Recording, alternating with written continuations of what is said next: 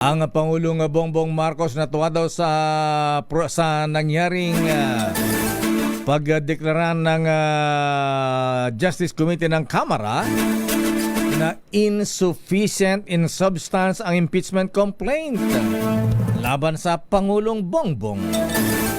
Aris 14, Let Narciso, please come in. Miss Let. Lakay, welcome sa Malacanang ang desisyon ng House Committee on Justice na ibasura ang dalawang reklamong impeachment laban kay Pangulong Ferdinand Marcos Jr. dahil sa insufficiency in substance.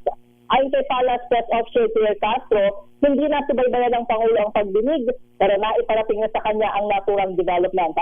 Sabi ni Castro, natuwa ang Pangulo dahil nasunod ang proseso at nakita ng mga mambabatas ng katotohanan.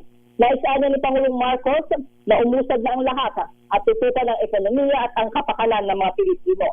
Binalula rin ng palasyo ang banat ng mga kritiko na kaya kumpiyansa ang Pangulo ay dahil hawak nito ang Kamara.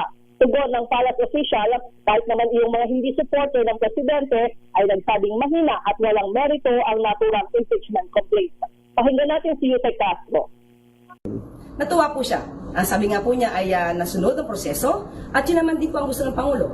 Masunod ang proseso at makita ang katotohanan. So sa ating mga kababayan, sana po ay nakita niyo po at inisa-isa naman po ng mga mababatas yung mga nasabing akusasyon at sana po ay napaliwanagan na at naging maliwanag sa kanila. Si PCO Secretary Claire Castro. Ito si Let Narciso para sa DZRH sa Pilipinas, una sa Pilipinas. Yes, Lakay? Di ko nakilala si Yusek Claire Castro. Parang Ibabaora lang. parang bumata doon sa ano ha. Wala na yung signature niyang damit na may palikpik.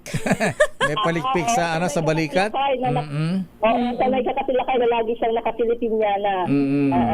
Ayan. Bumagets.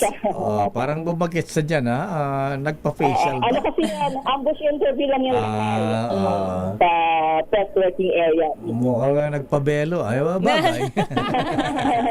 Maraming salamat, Miss Let. So, na to ang presidente, ha? Natuwa Lakay. Natuwa naman ang presidente. Ayan, nagtatalon ba sa tuwa? Napakampay. Ayan. Okay nga, Rod. Let's move forward. Sabi siguro, ay, salamat, ha? Mabawasan ang sakit na ulo. Ayan. Okay nga, Rod. Lakay, kumpiyansa sa presidente, umpisa pa lang. Pero wag siyang maging kumpiyansa dahil ang report ni Manang Milky hindi pa raw patay, ha? Yung impeachment complaint. Oo, ayan. Abangan pa pala. Natutuwa siya para sa development ngayon. Okay, sige. Okay, maraming salamat, Miss Lant, mula sa Malacanang. Balik sa inyo Lakay.